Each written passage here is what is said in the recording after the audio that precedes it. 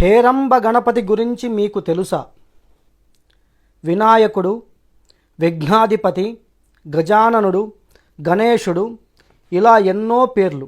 ఏ పేరుతో పిలిచినా కొలిచినా కరుణిస్తాడు లంబోదరుడు. విఘ్నాధిపతిని హేరంబ గణపతి అని కూడా పిలుస్తారు. విఘ్నాలకు అధిపతి కావున విఘ్నాధిపతి, గజముఖధారుడు కావున గజాననుడు. మరి హేరంబ గణపతి అని ఎందుకు పిలుస్తారు? ఈ రూపం విశిష్టత ఏమిటి? ఇప్పుడు తెలుసుకుందాం.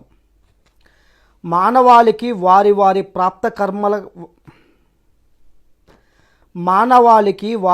ప్రాప్త కర్మల వలన దుఃఖం కలుగుతుంది.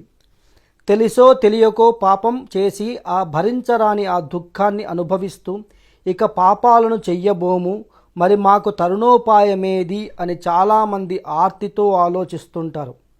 గణపతి రూపాలలో హేరంబ గణపతి అనే ఒక రూపం ఉంటుంది.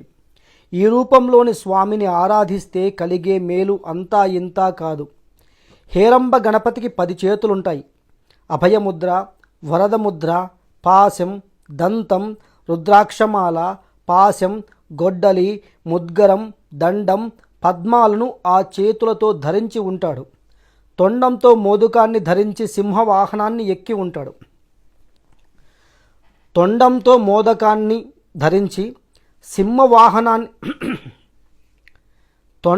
మోదకాన్ని ధరించి సింహవాహనాన్ని అధిరోహించి ఉంటాడు ఈ స్వామి. హేరంబ గణపతికి 5 ముఖాలుంటాయి. ఈ స్వామిని ధ్యానిస్తే సర్వ శుభాలు విజయాలు కలుగుతాయి.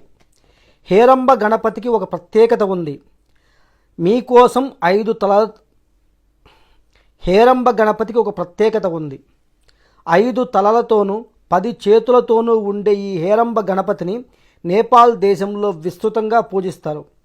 హేరంబం అన్న పేరుకి దీనజన రక్షకుడు అనే అర్థం ఉంది. తన తల్లి పార్వతీదేవికి వాహనమైన సింహాన్నే ఈ హేరంబ గణపతి కూడా వాహనంగా వాడుతుంటారు. ఎప్పుడూ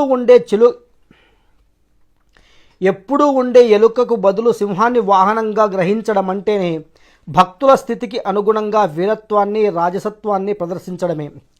దుష్ట శిక్షణ, శిష్టరక్షణ కోసం అన్నట్లుగా 10 చేతులలో 10 ఆయుధాలను ధరించి ఈయన ఉంటారు. కాశీలోని విశ్వనాథ ఆలయంలో హేరంబ గణపతి ప్రత్యేక పూజలు అందుకుంటూ ఉంటారు.